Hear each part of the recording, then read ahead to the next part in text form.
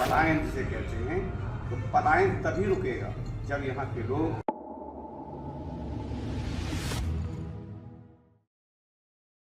पृथक बुंदेलखंड राज्य की मांग लेकर बुंदेलखंड संयुक्त मोर्चा के नेतृत्व में विभिन्न संगठनों द्वारा बुंदेलखंड विकास बोर्ड के उपाध्यक्ष राजा बुंदेला के नेतृत्व में निकाली जा रही पदयात्रा बुधवार को झांसी के चिरगांव, पहाड़ी परीक्षा, बड़ा गांव, राजगढ़ आदि गांव और कस्बों में भ्रमण किया। चिरगांव में प्रवेश पर पदयात्रियों का भव्य स्वागत किया गया। इस अवसर पर राजा बुंदेला के नेतृत्व में पदयात्रा में शामिल होने वालों में बुंदेलखंड क्रांति दल के अध्यक्ष सत्येंद्र सिंह, अशोक राठौर, शिक्षक नेता, यात्रा संयोजक डॉक्टर आश्रय सिंह, शिवम चौहान सोनू, अध्यक्ष बुंदेली सेना जालौन, प्रताप सिंह बुंदेला, किसान नेता सुरेंद्र पाल सिंह, रिंकू राजा चिरगांव, ओमकार सिंह आदि सहित सैकड़ों नगर एवं ग्रामीण शामिल रहे। राजा बुंदेला इस पदयात्रा का नेतृत्व कर रहे हैं। सरदार पटेल इंटर कॉलेज एवं डॉक्टर मैथिली शरण गुप्त उच्चतर महाविद्यालय में राजा बुंदेला ने विद्यार्थियों व नगर के गणमान्य जनों को बुंदेलखंड राज्य की मांग का औचित्य समझाते हुए कहा कि ये उनके भविष्य की लड़ाई है। मार्ग में अन्य जगह पर व्यापारियों व विभिन्न संगठनों ने इनका स्वागत किया है। यहाँ आयोजित सभा में वक्ताओं ने कहा कि बुंदेलखंड राज्य अवश्य बनेगा। बुंदेलखंड राज्य बना तो तरक्की के नए मापदंड तय करेगा। हमें आशा है कि प्रधानमंत्री नरेंद्र मोदी के नेतृत्व में नया बुंदेलखंड 2027 तक आकार लेगा और जल्द बुंदेलखंड की घोषणा होगी। लेकिन हमें सरकार तक बुंदेलखंड की बात पहुंचाना है और ये भी बुंदेलखंड राज्य बुंदेलियों की प्राथमिकता है। उन्होंने विभिन्न संगठनों का एक मंच पर आने का स्वागत किया और कहा कि इससे आंदोलन को बल मिलेगा। महोदय, पहले अपना आप परिचय दें और जो पदयात्रा आपकी चल रही है कब से शुरू हुई है और कब तक चलेगी? मेरा नाम राजा बुंदेला है और मैं बुंदेलखंड का हूँ, बुंदेलखंड विकास बोर्ड का उपाध्यक्ष।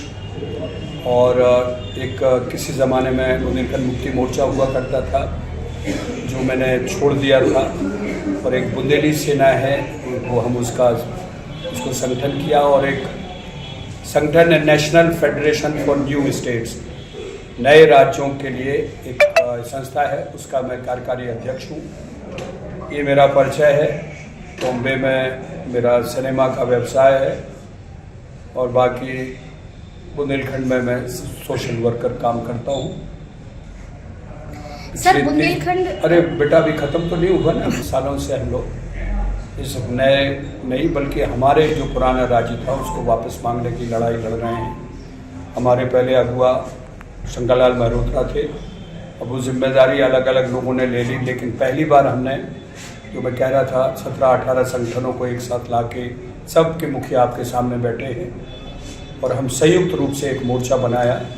और अब हम लोग किसानों को और विद्यार्थियों को गांव-गांव और शहर में जहाँ जो संस्थाएं स्कूल बन रहे हैं वहाँ जाके राज्य क्यों होना चाहिए, क्यों आवश्यक है और राज्य होने से क्या लाभ हैं, ना होने से क्या नुकसान है, उस पर चर्चा कर रहे हैं। 12 तारीख दशहरे से हमने शुरू किया है, 24 तारीख को हम इसका समापन झांसी में कर रहे हैं। ये पहला पड़ाव है। दूसरा पड़ाव हम झांसी से लेके उरई जालौन में करेंगे, फिर तीसरा पड़ाव राठ, हमीरपुर और महुआ करेंगे, फिर बांदा करेंगे, फिर आखिर में उत्तर प्रदेश के 7 जिले का समापन चित्रकूट में होगा। मार्च तक हमारा ये कार्यक्रम है। मार्च तक हम ये पूरे 6-7 जिले कंप्लीट कर लेंगे। बताइए सर, जैसे कि प्रदेश में सरकार है, लेकिन जब सरकार है बीजेपी की, तो फिर आप लोगों को ये आंदोलन करने की, पदयात्रा करने की क्या जरूरत पड़ रही? बुंदेलखंड राज्य निर्माण का मांग तो आप वैसे भी अपनी सरकार के द्वारा करवा सकते हैं ना। ये आप किस सरकार की बात कर रहे हैं? उत्तर प्रदेश की या केंद्र की? किस सरकार? केंद्र में जैसे बीजेपी है तो केंद्र की बात कर रही हैं? हाँ जी। मैं आपका जवाब जी। हमने 2-3 बार बराबर लिखा है, आप RTI के थ्रू पता लगा लें। सरकार का ये कहना है कि बुंदेलखंड राज्य या कोई भी अन्य नया राज्य हमारी प्राथमिकता पर नहीं है।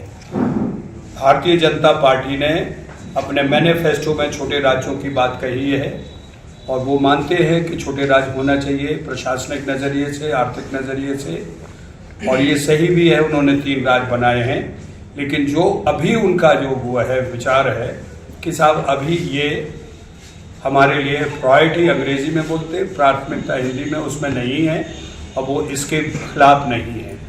तो जब वो उनकी प्रायोरिटी पे नहीं है तो हमें उनकी प्रायोरिटी पे लाने के लिए यहाँ की जनता का, यहाँ विद्यार्थियों का, नौजवानों का, व्यवसायियों का दुख दर्द उनके सामने ले जाके रखना है कि साहब अभी हमारे लिए, आपके लिए प्रायोरिटी ना हो, हमारे लिए प्राथमिकता है कि अब बुंदेलखंड राज्य बन जाए, ये हमारे लिए ज़रूरी है। इसीलिए हम अभी अब गांव-गांव पाँव जा रहे हैं। अच्छा, अभी आपने जो पदयात्रा जो की है, इतने गांव कर चुके हैं, क्या लगता है कितना समर्थन आपको मिल रहा है? आपके सामने है, इतने लोग पीछे मुड़ के देखिए, और हर अखबार में, हर जगह, हर गांव में, हर शहर में लोगों ने, देखिए ये तो एक किसी को शुरुआत करने भर की देर है। हम 2 साल नहीं कर पाए क्योंकि पहले लोकसभा के चुनाव आ गए, विधानसभा के चुनाव आ गए और उसके तुरंत बाद लोकसभा के आ गए। तो हम उन चुनाव में हम नहीं जाना चाह रहे थे ताकि लोगों को ये लगे कि चुनाव आ गए, अब ये चुनावी मुद्दा है। ना अब कोई चुनाव है, ना हमारा कोई मुद्दा है, ना हम किसी से नोट मांग रहे हैं, ना वोट मांग रहे हैं, ना हम सपोर्ट मांग रहे हैं। और हम केवल उनको बता रहे हैं कि तुम्हारे लिए राज्य कितना ज़रूरी है, आप समझो। और हम इस रैली का मकसद बता रहे हैं कि हम हो सकता है हम दोबारा नहीं आ पाए, लेकिन आपको हम ये जिम्मेदारी दे के जा रहे हैं। आप हमारे सिपाही हैं, आप हमारे अधिवक्ता हैं। इस लड़ाई को गांव-गांव में आपको पहुंचाना है। हम 5-10 लोग 5-10 गाड़ियां घुमा के अपनी बात आप तक कह के, आपको समझा के, पर्चे के द्वारा, बोलचाल के द्वारा आप तक पहुंचा के अब जा रहे हैं। हर जगह, हर स्कूल में हम नई फौज तैयार करके उनसे कह रहे हैं कि आगे की लड़ाई आपको लड़नी है। राजा साहब, ये जो मांग चल रही है बुंदेलखंड की, काफी वर्षों से चलती आ रही है, क्या कारण रहा कि अभी तक बुंदेलखंड राज्य नहीं बना सर? हाँ, ये तो बात सही है। बहुत सालों से आपको पता है, बुंदेलखंड के अलावा भारत की आज़ादी की पहली लड़ाई 1857 में हुई थी, मंगल पांडे ने की थी। आज़ादी 1947 में मिली थी। क्या हुआ था, क्यों देरी हुई थी? कोई भी आंदोलन एक ही तरह नहीं चलता है, उसकी गति सीमा अलग होती है। हमें 2-3 झटके जरूर लगे। एक बरुआ सागर में एक बस चली, उसमें एक लड़का की उसकी कुर्बानी हुई, उसकी वजह से हम 10-15 साल पीछे चले गए। हमें लगता है दोनों ओर से कमियां थी। एक तो हमारे जितने भी प्रतिनिधि हैं, राजनीतिक प्रतिनिधि, उनके मन में कभी ये नहीं था कि राज बने। दूसरी, जनता भी उस तरह से जागरूक नहीं थी जो अभी भी है। अब जनता जागरूक हो गई है और अब मजबूर बस अब प्रतिनिधियों को भी बुंदेलखंड के लिए कहना पड़ेगा। और जब जागो तब सवेरा, राज बनेगा। हम ऐसा तो नहीं कि 15-20 राज बना चुके, इस राज में देरी कर रहे हैं। हमें भी कोई अनुभव नहीं है।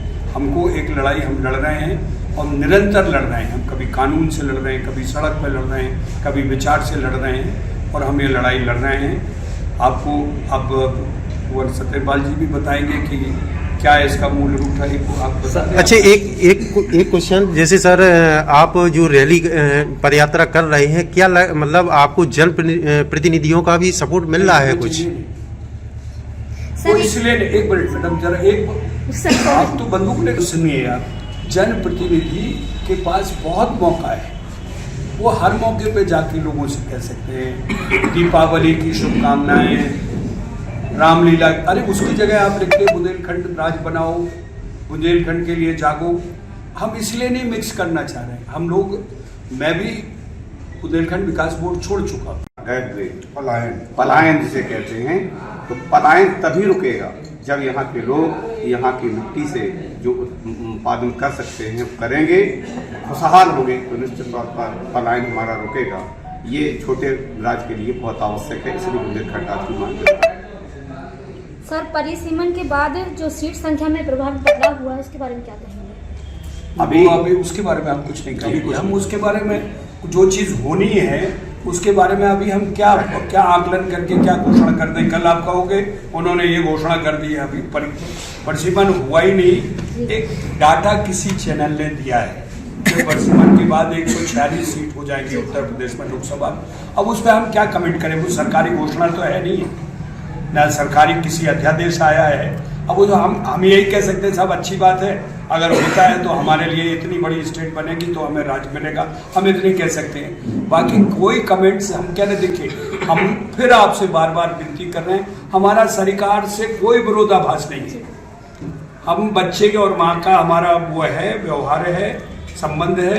हमें भूख लगी है, हमें दूध पिलाओ, अगर दूध से हम ठीक नहीं होते तो हमें अस्पताल ले जाओ, अगर हम दवाओं से ठीक नहीं होते तो हमारी सर्जरी करवाओ, सर्जरी से ठीक नहीं होते तो हमें अमेरिका भेजो, वहाँ ठीक करवाओ। हमें ठीक होना है। हम तो बिल्कुल रोते रहेंगे। हम यहाँ रोए हैं, झांसी में रोएंगे, दिल्ली में रोएंगे, राजघाट पर रोएंगे, हम गांधी जी के उधर रोएंगे, लेकिन हम ठीक हुए बगैर अब नहीं मानेंगे। हम बंदूक भी नहीं उठाएंगे, तलवार भी नहीं चलाएंगे और ठीक होके दिखाएंगे। ये हमारा मानना है। अच्छा, अंतिम क्वेश्चन, ये पद यात्रा यहाँ आज चिरगांव के बाद कहाँ के लिए रवाना होगी और कितने गांव कवर करेगी आज? हम आज यहाँ से निकल के दूसरा पड़ाव हमारा अभी इसके बाद पहाड़ी में मीटिंग है, पहाड़ी के बाद बड़ा गांव में मीटिंग है, फिर उसके बाद हम लोग राजगढ़ पहुँचेंगे। हसारी के बाद वहाँ हमारा रात्रि प्रवास होगा और सभा होगी।